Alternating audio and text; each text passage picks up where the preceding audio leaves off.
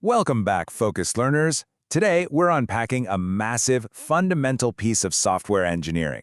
In this explainer, we're looking at how data architecture literally shapes every single piece of software we interact with.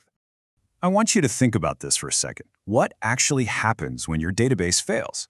You could have built the absolute most gorgeous, user-friendly front end in the world. You might have a massively scalable cloud architecture. But honestly, it's completely and utterly useless if your underlying data structure is broken, sluggish, or just returning the wrong stuff. If your database goes down, your app goes down. It really is that simple. Okay, let's dive into this. Here's our architect's blueprint for the explainer.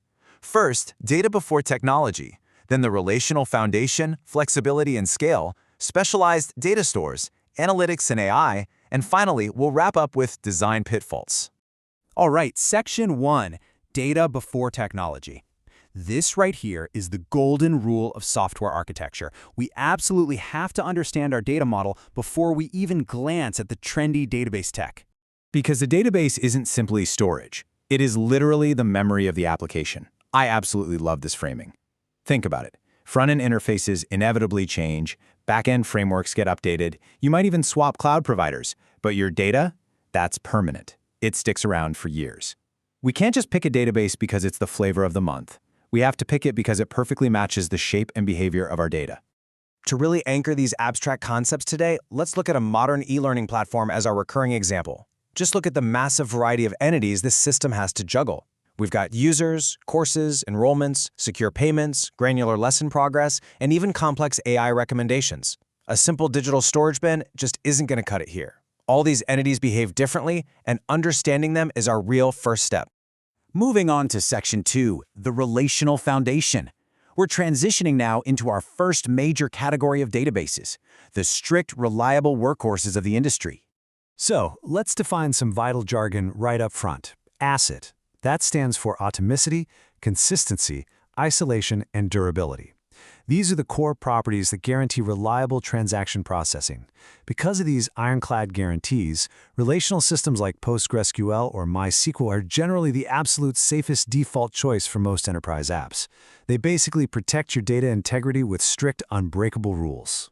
Imagine a student buying a course on our e-learning platform. Step 1, we create a payment record. Step 2, we create the course enrollment. And Step 3, we update their invoice. Now, if the system crashes right at Step 2, well, we've got a major problem on our hands. The user was charged, but they aren't enrolled. And this brilliantly illustrates why ACID transactions are so crucial. They ensure that either all these steps succeed together, or they all fail and roll back together. Partial failures? We simply cannot tolerate them here. But, relational databases aren't the only way to do things. While SQL databases rely on strict structure and rules enforced by the database itself, on the flip side, we have NoSQL, which offers massive flexibility and scale. But here's the catch, and it's a big one. NoSQL isn't inherently better. It just moves the enforcement of those rules out of the database and straight into your application code. So you gain incredible scale for sure, but you're also taking on a lot more responsibility. Which brings us to Section 3, flexibility and scale. Let's step into the wilder, far more flexible world of NoSQL databases. First up in the NoSQL family, we've got document databases. These store data in flexible JSON-like structures, which is just perfect for nested data. Think back to our e-learning course catalog.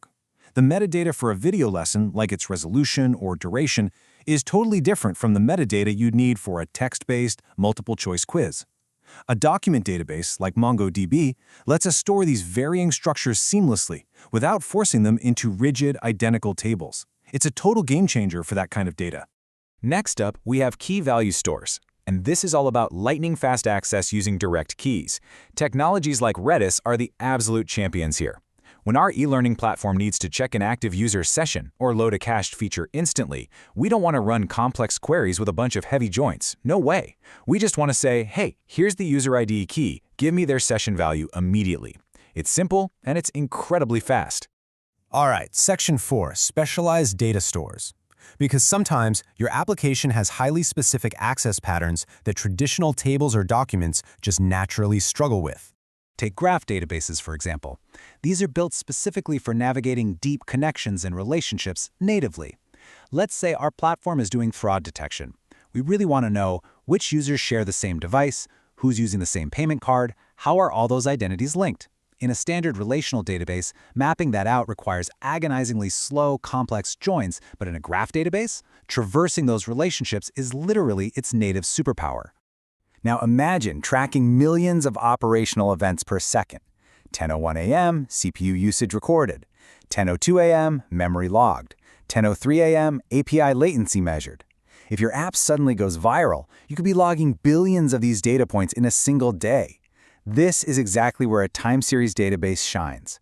They're perfectly optimized for ingesting a massive, continuous fire hose of time-stamped metrics. If you're monitoring the health of a global infrastructure, this is exactly what you need. And then, of course, we have search engines, like Elasticsearch. Now, it's important to note that these aren't usually your primary source of truth. Instead, they act as vital derived indexes. We sync our course data into the search engine so that the moment a student starts typing into the search bar, they get advanced filtering, lightning-fast autocomplete, and smart relevance ranking. It just makes finding that one specific class totally effortless. Moving into Section 5, Analytics and AI. Because, storing data for daily use is one thing. But how do we handle it when we want to analyze the past or even predict the future? Well, operational databases handle our day-to-day app transactions, while analytical data warehouses are built for heavy reporting and trend analysis. So the crucial point is this: if you try to run massive heavy analytics reports, like say calculating the lifetime profitability of every user over 5 years, directly on your live operational database, you will disastrously slow down your active application. We absolutely must separate these workloads. It's critical. And when we look toward the future, we have to talk about vector databases. They store vector embeddings, which are basically numerical representations of semantic meaning.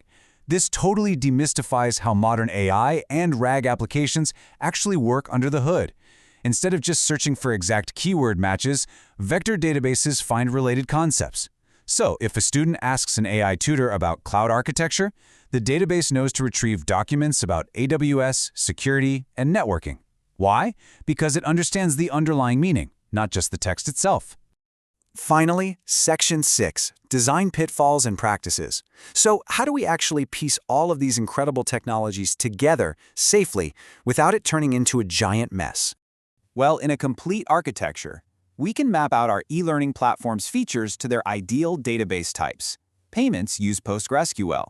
Sessions use Redis. Search uses OpenSearch. Analytics goes to Snowflake.